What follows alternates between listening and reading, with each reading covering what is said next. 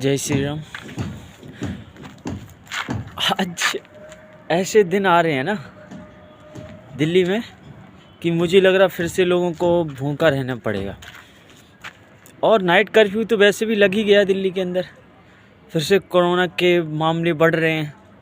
ये हो इसलिए रहा है, इसलिए हो रहा है सिर्फ केजरीवाल जी की पार्शियलिटी की वजह से।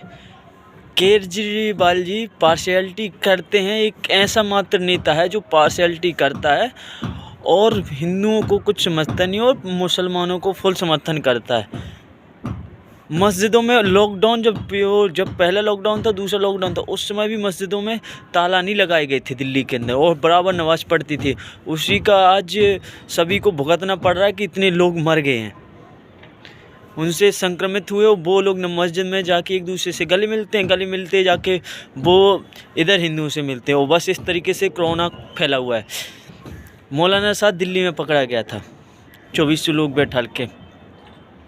अगर ये पार्शियलिटी नहीं है तो सर क्या है? क्या हिंदू दिल्ली के नहीं हैं? और ये मत सोचो कि मुसलमानों से जीते हो, छोड़ दो ये। अगर हिंदू सारे अलग हो जाएंगे ना तो मुसलमान इतने चींटी के बराबर भी नहीं है। कभी का हार जाओगे आप। मुसलमानों से ज़्यादा हिंदू वोट देता है, ठीक है। लेकिन मैं कहता हूँ मैंने नहीं दी आपको वोट, क्योंकि मेरे को आपका चरित्र पता है कि आप पार्शियलिटी करते हो। मंदिर आपने बंद कर दिए, गुरुद्वारे बंद कर दिए हैं, लेकिन मस्जिदें बंद नहीं की आपने। क्यों भाई, क्यों बंद नहीं की? क्या उनसे नहीं फैल रहा है क्या? अगर और स्टेटों में तो क्यों नहीं फैल रहा? और स्टेटों में तो कंट्रोल है, आपके यहीं पे क्यों फैल रहा है? महाराष्ट्र भी है, वहाँ पे भी ठीक, काफ़ी ठीक है। इससे ज़्यादा वहाँ पे कर्नाटक में हो, वहाँ पे क्यों नहीं फैल रहा है कर्नाटक में? क्योंकि वहाँ पे गवर्नमेंट बीजेपी की है। मैं सपोर्ट नहीं करता, लेकिन इसलिए सपोर्ट करता हूँ क्योंकि वो पार्शियलिटी नहीं करते।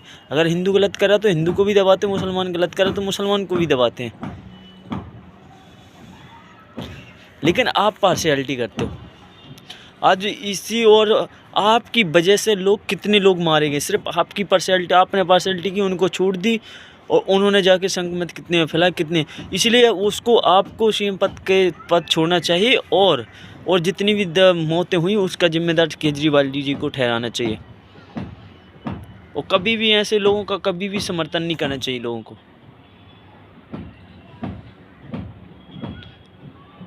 पार्शियलिटी, और मैं पार्शियलिटी बनता हूँ। शिया वक्फ बोर्ड है, एक भी मस्जिद से पैसा नहीं लिया जाता बिजली का। एक भी में हर मस्जिद को, अगर वो जंगलों में मस्जिद हैं तो उसके लिए पानी की सप्लाई जा रही है जंगलों में भी। और यहाँ पे कॉलोनी बनी, हिंदुओं की कॉलोनियों में सही से पानी नहीं जा रहा है। चाहो पूछ लो, 90 में से 100 घरों में से 15-20 घर में ही सही से पानी जा रहा है। बाकी 70% घरों में पानी नहीं जा रहा है सही से। ये दिल्ली की खासियत है। इतनी आजकल दिल्ली में इतना लूटपाट हो रहा है। कोई भी, अभी कल देखो यहाँ पे क्या नाम करके रोहिणी में, वहाँ पे एक जितेंद्र को मुसलमान दोस्त ने मुसलमान मार दिया। लेकिन अगर कोई मुसलमान मर जाए, गलती से मार दे कोई हिंदू, तो उसको तो केजरीवाल जी करोड़ों रुपए देने के लिए चले जाते हैं। झारखंड के 1 लाख को मार दिया था, करोड़ों रुपए केजरीवाल देखने चले गए थे झारखंड। बिहार के को मर गया था चोरी करते हुए, उसको मार दिया था लोगों ने, तो मर गया बेचारा। मैं ये नहीं कह रहा हूँ कि मर गया, मारा तो ये ऐसा नहीं करना चाहिए, उसको पुलिस के हवाले कर देना चाहिए, लोगों को नहीं मारना चाहिए। लेकिन हाँ, उस समय रोष में थे लोगों ने, 2-4 वो कर दिया। आज की वीडियो थी, आज की ऊपर से मुसलमान 4 दोस्त से उसने दोस्ती की, उसी मुसलमान दोस्त ने अपने मुसलमानों से मरवा दिया हिंदू को, जितेंद्र को, CID बन के। पत्थर मारे गए, सिर पे पत्थर पटक दिया, उसकी अंडकोश में पत्थर मारे गए। एक को तो जान से मार दिया गया और एक बेचारा बच गया। ये पार्शियलिटी नहीं है तो क्या है? आप हर मस्जिद को आप 44,000 रुपये देते हो हर मस्जिद को, हर महीने। दिल्ली में कितनी मस्जिदें हैं? कम से कम 5,000 प्लस हैं। मस्जिदें दिल्ली की छोटी बड़ी से लेकर सारी मस्जिद, जो एक छोटी भी है ना उसको भी 44,000 रुपये जाते हैं, बड़ी मस्जिद को तो 1.5 लाख रुपये जाता है। मंदिरों से टैक्स लेते हुए, हिंदू बहुल होते हुए, हिंदुओं का देश बहुल होते हुए आप मंदिरों से टैक्स लेते हैं। ना मंदिरों की देख रेख पुलिस में रहती है, ना कुछ रहती है, और ना मंदिर को बिजली फ्री, मंदिर का पैसा जो बिजली होता है वो उसको मंदिर को पे करने पड़ते हैं, उसके पैसे। पानी के लिए मंदिर को पैसे पे करने पड़ते हैं, और टैक्स मंदिरों से लेते हैं। ना चर्च से टैक्स लेते हैं, ना गुरुद्वारा से टैक्स लेते हैं, ना मस्जिद से टैक्स लेते हैं। ये पार्शियलिटी क्यों है सर? हम हिंदू हैं, हमारा भी तो हक है, हम हिंदुओं का भी हक है, और आप लोगों की भी बोलना चाहिए। ऐसी पार्शियलिटी क्यों? अगर ऐसी पार्शियलिटी है तो ऐसे नेता नहीं चाहिए दिल्ली के अंदर। आज देखो दिल्ली के अंदर इतनी भ्रष्टाचार, इतना चोरी डकैती, बसों में कैमरा लगा दी, क्या फ़ायदा आपके कैमरे में? आपने CCTV कैमरा रोडों पे लगा दी, क्या फ़ायदा आपके उन कैमरों का? लोग कोई डर ही नहीं है, ऐसे छीन के चले जाते हैं। किसी का हार निकाले, किसी का मोबाइल छीन लिया, तो किसी का चाकू मार दी, तो किसी को कुछ कर दिया।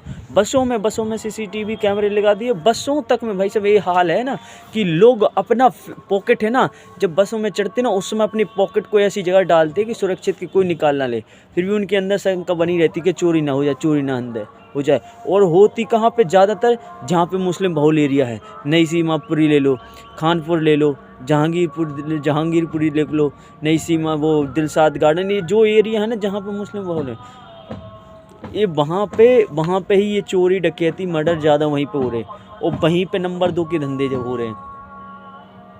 अब इसका जिम्मेदार कौन है?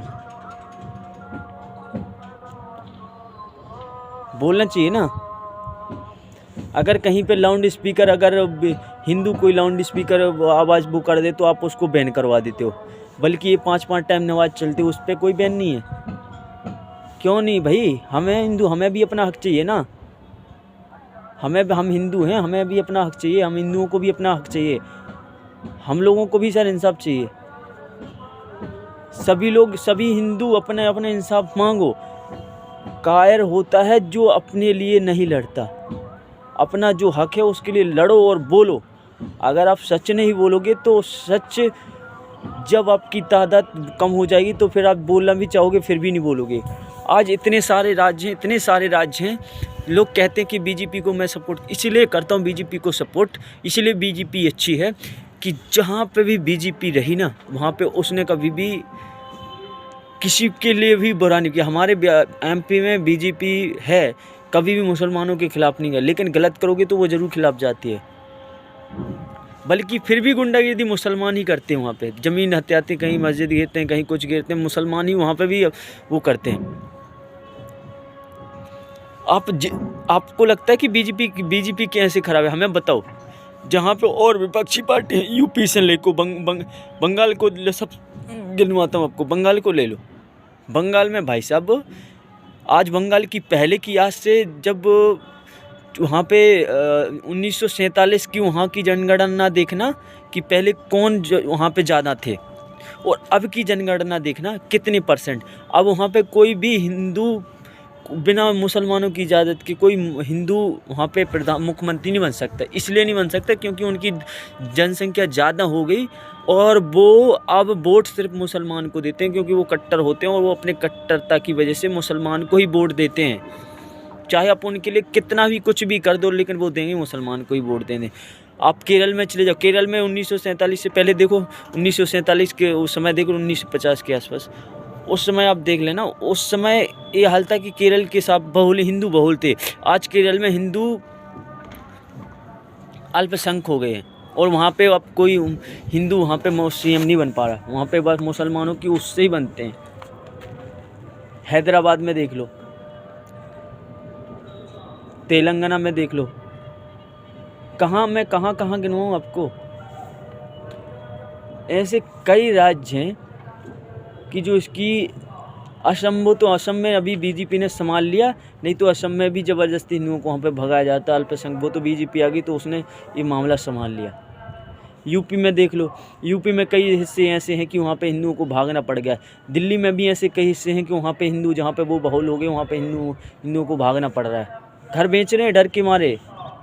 क्या करेंगे बेचारे, उनको ज़बरदस्ती उनके घर के सामने गाड़ी लगा देते हैं और कुछ कहते हैं तो मारने के लिए आ जाते हैं। एक नहीं, वो सारा का सारा परिवार आ जाता है, सारे पूरे मुस्लिम इकट्ठे हो जाते हैं। क्या करेंगे बेचारे। इसीलिए अगर अपनी सुरक्षा चाहते हो ना तो बोलना सीखो, डरो मत, बोलो। अगर आप नहीं बोलोगे तो फिर भगवान ही मालिक है। जय श्री राम।